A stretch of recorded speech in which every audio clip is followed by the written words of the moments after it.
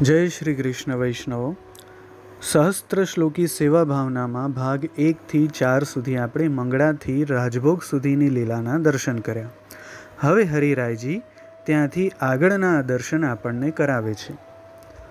ચોરીની રાજભોગની લીલા છુપાવવાનું ચરિત્ર અને વ્રજભક્તો આ લીલા છુપાવવાને ઠપકો દેવા આવે છે તેનો પ્રકાર 10.5 શ્લોકથી કહે છે. પછી પોતે કરેલી લીલા છુપાવવાને માટે આગળથી શ્રી સ્વામિનીજીએ શીખવી મૂક્યું હતું તે પ્રમાણે પોતે વાછરડાઓને છોડી મૂકે છે. પોતાની લીલા છુપાવવાને માટે સૂતેલા બાળકોને ચીમટી દઈને રડાવે છે અને જે વસ્તુ આપને યોગ્ય ન હોય એવા દહીં વગેરેના વાસણને ફોડી નાખે છે. એકાંતની લીલા છુપાવવાને માટે બાલ ભાવનું ભોળપણ બતાવીને નાસી જાય છે. પોતાના સરખી વયના બાળકો અને બલદેવજીની સાથે નૃત્ય કરવામાં તત્પર થાય છે. શ્રી સ્વામિનીએ આપેલા તાંબુલ અરોગતા મુખમાં રસ ઝરે તે પોતાના અધર ઉપર આવે છે. બાલ લીલા કરતા વ્રજના પ્રિય પ્રભુ કૂદકા મારે છે. મુખ ઉપર નવનીત લાગ્યું છે તેથી શ્વેત કલંકયુક્ત શ્યામચંદ્ર જેવા પોતે શોભી રહ્યા છે.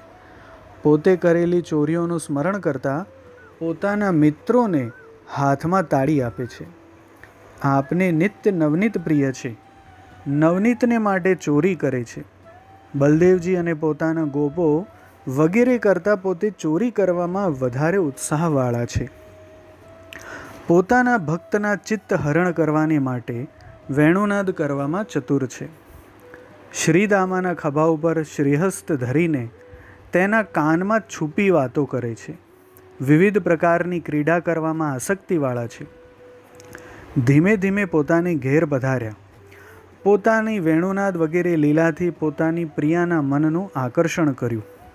ઠપકો આપવાના બહાનાથી આવેલી ગોપિકાનું દર્શન કરવાને બહુ ઉત્સુક છે.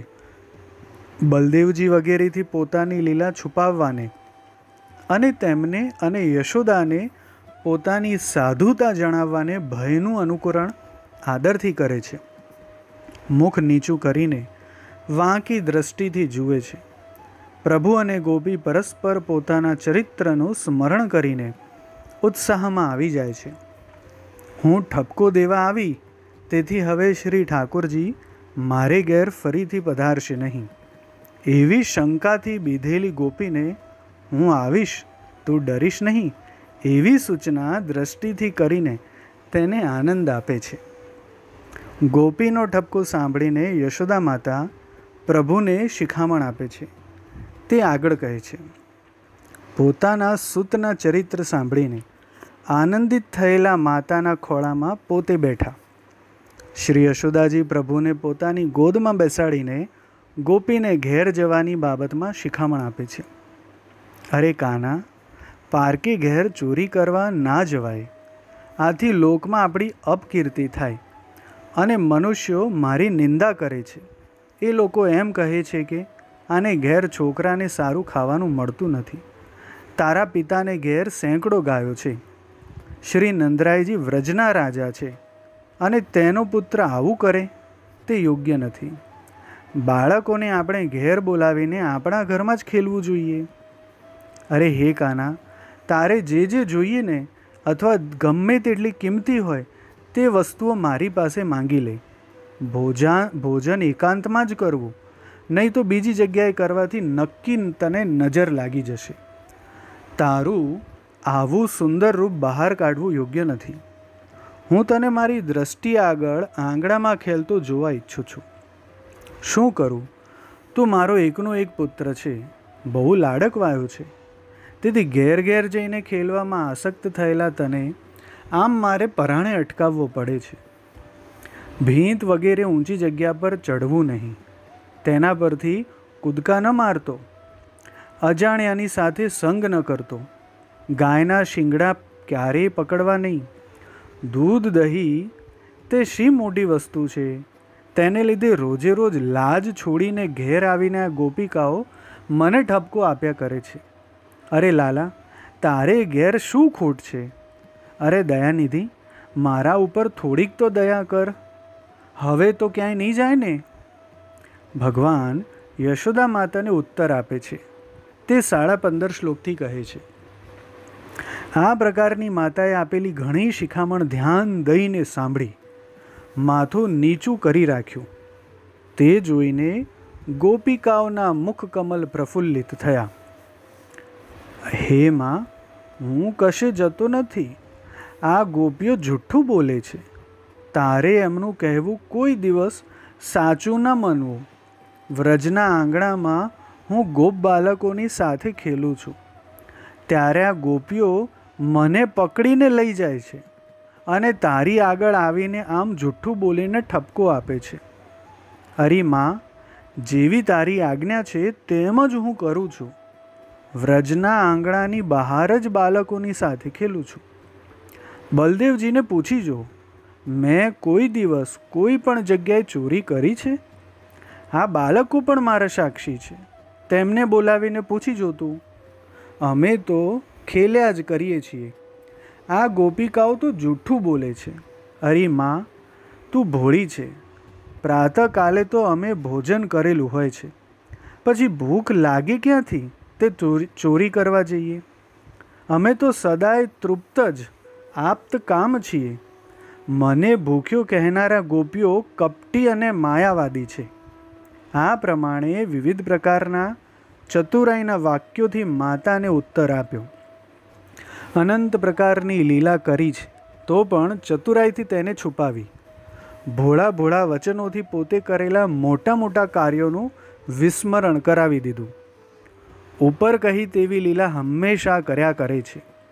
ગોકુલની યુવતીઓના પોતે સ્વામી છે. દુઃખના સમુદ્રનું હરણ કરનાર છે. પોતાના ધર્મ અને પોતાના બલનું સ્મરણ કરાવવા વાળા છે. નિસાધન ભક્તના સારી રીતે ઉદ્ધાર કરનાર છે. ગિરિરાજની ઉપર તથા કંદરામાં રહેનાર આશ્રયરૂપ પોતે છે. કેવલ અનુગ્રહ ઉપર આધાર રાખનારના પોતે ફલરૂપ છે અને વિલંબ કર્યા વિના ફળને આપવાવાળા છે. આ પ્રકારે ભાવાત્મક ગોપિકાના ભાવરૂપ અથવા ગોપિકાના ભાવથી ભાવાત્મક પ્રભુ, આ રૂપની સદા ભાવના કરવી. ચોથા પ્રકારના રાજભોગની વનની લીલા. તેમાં પ્રથમ પ્રભુ વનમાં ભૂખ્યા થઈ ગયા. એવી ભાવનાથી શ્રી યશોદાજી વિરહથી વિકળ થઈને ભોજનની સામગ્રી સિદ્ધ કરીને અંતરંગ ગોપીને શિખામણ દઈને સામગ્રી આપીને વનમાં મોકલે છે. તે લીલાનો પ્રકાર 16 શ્લોકથી હરિરાયજી કહે છે. અથવા બીજા પ્રકારથી રાજભોગની ભાવના કેવી રીતે કરવી તે હવે આપણે શીખવાનું. પોતાના પ્રિય પુત્ર પ્રાતઃકાલમાં ગાય ચરાવવાને વનમાં પધાર્યા. તેથી એને ભૂખ લાગી હશે એમ સ્મરણ થવાથી યશોદાજી વ્યાકુળ ચિત્તવાળા થયા. પ્રભુ પ્રાતઃકાલથી પધાર્યા છે, હવે તો મધ્યાહ્ન થયો. તેથી ઉત્સુક થયેલી માતા પુત્રને અતિ પ્રિય અરોગવાની વસ્તુઓ સારી રીતે તૈયાર કરવામાં તત્પર થયા. પોતાની અતિ સ્નેહવાળી ગોપીઓને બોલાવી તેમનાથી વીંટળાયેલી માતા ભાત, દાળ, નાના પ્રકારના પકવાન, વ્યંજન વગેરે તૈયાર કરે છે.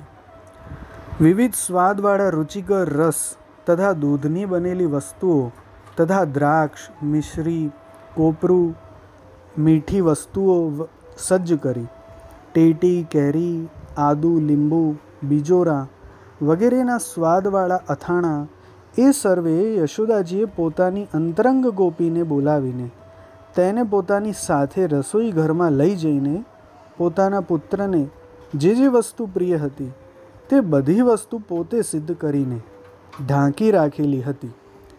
તે વસ્તુ તે ગોપીને ફરીથી તેના નામ લઈ લઈને બતાવી. પાછી પહેલાંની માફક ઢાંકીને સજ્જ કરી. અન્નની વ્યંજનાદિક પકવાન, ગોરસ વગેરે જેટલી સર્વ ઉત્તમ સામગ્રી સેંકડો મનોરથો કરીને આદરથી સિદ્ધ કરી શકાય તે સર્વે પોતે કરી રાખી છે.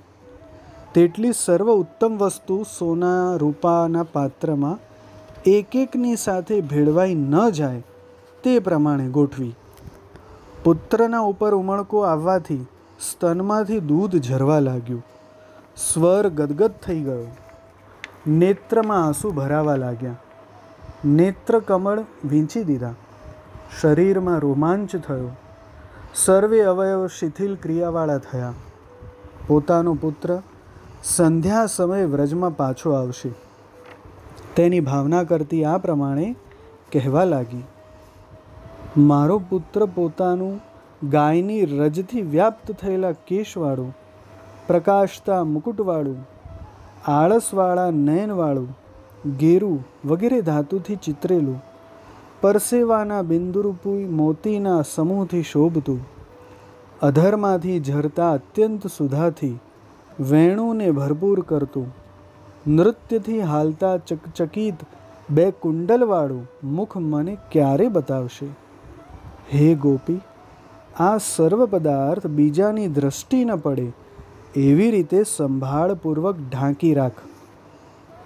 શ્રીદામાને અથવા કમલનયન કૃષ્ણને બોલાવીને સર્વે વસ્તુના નામ લઈને તેને બતાવજે અને કહેજે કે આ રમવાના કપડાં હવે કાઢી નાખો, તાપમાં ન બેસો, એમ કહીને આગ્રહથી તારી પાસે બેસાડીને ભોજન કરાવજે. એ ગોપી સામગ્રી લઈને વનમાં જાય છે. તે સમયના એના મનોરથ અને પ્રભુના દર્શન કરીને તેની જે અવસ્થા થઈ તે તથા તેનો પ્રભુની સાથે સંવાદ થયો અને પછી રમણ જે લીલાના પ્રકારથી થયું તે હવે 23 શ્લોકથી કહે છે.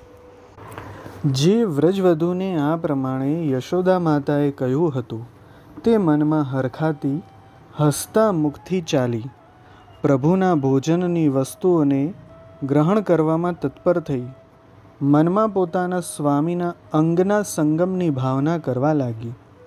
ત્યાં જઈને હું આમ કરીશ એવા વિચાર કરવા લાગી.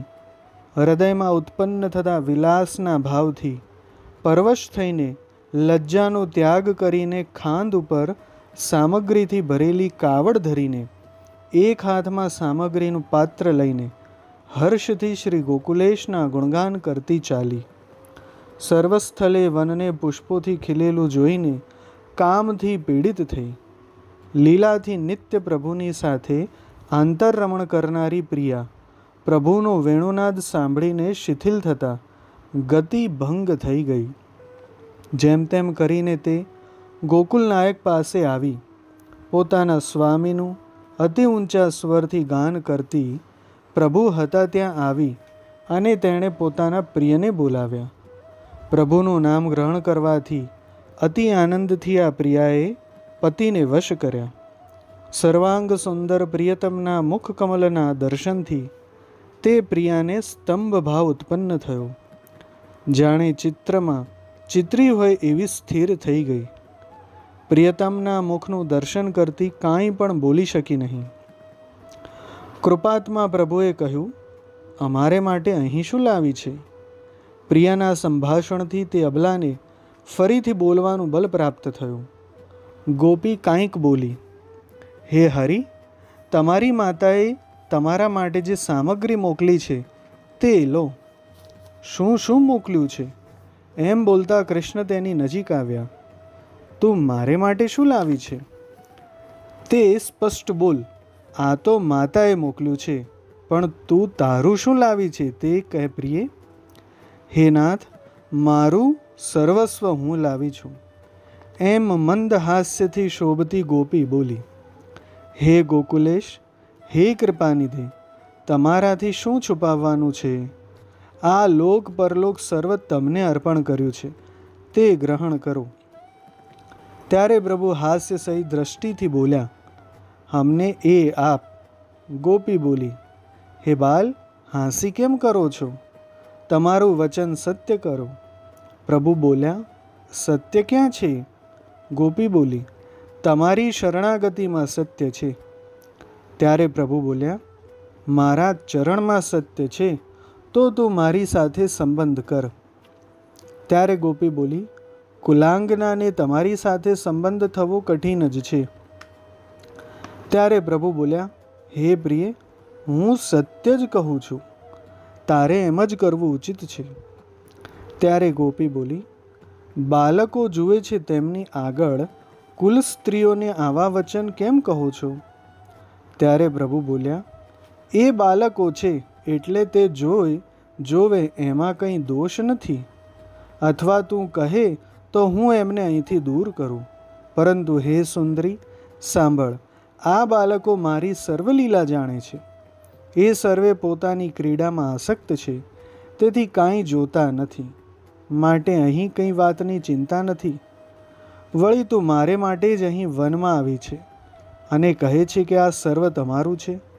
તો મારું જે છે તે સર્વ મને આપ, દીનતા કાઢી નાખ. આ પ્રકારના વચનો બોલીને વ્રજભક્તના મનને વશ કરી લીધું.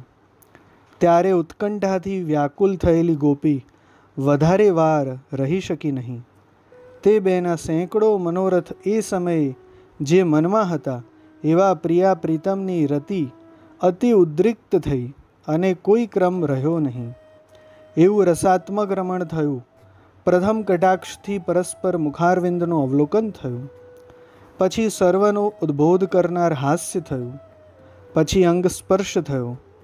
પછી સખીઓના યુથથી ભરેલા નિકુંજમાં બંને પધાર્યા. પછી બિછાવેલી પુષ્પની શૈયા ઉપર બંને બિરાજ્યા. પછી પરમ ઉદાર ચરિત્રવાળા પ્રભુ એકાંતમાં શોભવા લાગ્યા. નિત્ય બેસવાના સ્થાનમાં આવીને શ્રીદામા વગેરે ગોપ બાલકને મોટેથી બૂમ પાડીને બોલાવ્યા. હે ગોપ બાલકો, જલ્દી આવો. જુઓ, માતાએ જમવાને માટે ઘેરથી વસ્તુઓ મોકલી છે, તે આવી ગઈ. પકવાન, મસાલા, ખટરસવાળું અન્ન, અથાણાં વગેરેની સાથે દૂધ, દહીં, શિખરન, માખણ વગેરે મારી ગોપી લાવી છે. તે લો ખાઓ. હવે બહુ તાપ થયો છે, માટે જલાશયની પાસે વૃક્ષની છાયા નીચે શિલા ઉપર બેસો. એમ કહીને પ્રભુ પોતાના મિત્રોની સાથે અદ્ભુત રીતે નૃત્ય કરવા લાગ્યા. શ્રીદામાના માથા ઉપર સામગ્રીનું પાત્ર ધરીને તેને આગળ કરીને સર્વે તેની પાછળ ચાલ્યા. તે સમયે ભોજનની ઈચ્છાથી ઉત્સુક થયેલા તે બાળકો રસ્તામાં વેણું વગાડતા દોડવા લાગ્યા, શોર બકોર કરવા લાગ્યા અને એ રીતે શોભવા લાગ્યા. પરસ્પર તાલીઓ દેવા લાગ્યા. તેમના મુખકમલ હાસ્ય કરવા લાગ્યા. વારંવાર કૂદકા મારવા લાગ્યા. એમ સર્વે ગોપ બાળકો કૌતુક કરવા લાગ્યા. તારાઓ ચંદ્રની આસપાસ ફરે તેમ ગોપોએ કૃષ્ણચંદ્રને ઘેરી લીધા. ચાલવું જેને પ્રિય છે એવા એ બાળકો પોતાના મનના આનંદથી વિનોદ કરવાને ચાલ્યા. જલવાળા અને છાયાવાળા પહેલાં નક્કી કરેલા સ્થાનમાં જઈને ફલરૂપ કૃષ્ણની સાથે તેઓ બેઠા. કુંડાળું વળીને વચમાં કૃષ્ણને પોતાના નાયક કરીને બેઠા. પલાશના નવા પાંદડા એકઠા કરી લાવ્યા. જલ્દીથી તેની એક સુંદર મોટી પાતળ બનાવી. તેના ઉપર ચારે તરફ સર્વ મસાલા વગેરે મૂક્યા. અંદર સખડી મૂકી. પાસે મગ ધર્યા. તેની પાસે ઘીનું પાત્ર મૂક્યું. જુદી જુદી જાતના પકવાન મોટા મોટા દોનાઓમાં ધર્યા. માટીના પાત્રમાં દૂધ, નવનીત, બાંધેલું દહીં ધર્યા. વનમાંથી લાવેલા ફલ પણ ચો તરફ ધર્યા. કેરી, દ્રાક્ષ, બોર, જાંબુ, મોસંબી, લીંબુ, બીજોરા, ટેટી વગેરે સર્વ ઋતુમાં પ્રાપ્ત થતા સર્વે ધર્યા. પ્રભુ પોતે ફલરૂપ છે, તેથી પોતાના સંબંધથી સર્વને સર્વ પ્રકારે ફલ સંબંધી કર્યા. ગોપવેશથી પોતે સર્વની મધ્યમાં બિરાજીને સર્વને આનંદ આપ્યો. હસ્તમાં મુદ્રિકા ધરી છે. રત્નજડિત કંકણ વગેરેથી શોભિત હસ્તથી પોતે અરોગવા લાગ્યા. ગોપ બાળકોને સામગ્રી બતાવીને સ્વાદનું વર્ણન કરવા લાગ્યા. અમૃતથી અધિક પોતાના અધર સુધાના રસવાળા પદાર્થોને સર્વને આપવા લાગ્યા. હાંસીના વાક્યો બોલી પોતે હસવા લાગ્યા અને બીજાઓને હસાવવા લાગ્યા. ગોપીના હસ્તકમલના સ્પર્શનું સ્મરણ થવાથી ઉત્સાહથી ભોગ કરવા લાગ્યા. પોતાના ભાઈ બલદેવજી તથા ગોપ બાળકો સહિત વિલાસયુક્ત લીલા કરવા લાગ્યા. કોઈક વખત શિલા ઉપર દહીં ભાત ધરીને ભોજન કરે છે અને વચમાં શ્રી યમુનાજીના અતિશય સ્વાદુ શીતલ જલનું પાન કરે છે. પોતાને ઘેરથી આવેલા તાંબુલ ચાવે છે. પોતાના મિત્રોને પણ યથારુચિ તાંબુલ આપ્યા. પછી પહેલાં જે ક્રમ ક્રીડા કરતા હતા તે પ્રમાણે ક્રીડા કરવા લાગ્યા. નિકુંજમાં નાની તલાવડીની પાસે ક્રીડા કરવા ઉત્સુક થયા. આ રીતે હે વૈષ્ણવો, ઠાકોરજી તેમના સખાઓ સાથે છાક લીલા બાદ વન વિહાર કરે છે. આમ શ્રી હરિરાયજી છાક લીલા અને વન વિહારના દર્શન તેમની વાણીના માધ્યમથી આપણા હૃદયમાં સ્થાપિત કરે છે. આવતા વિડીયો સુધી આપણે આ જ લીલામાં ઠાકોરજી અને સખાઓ સાથે વિહરીશું. જય શ્રી કૃષ્ણ.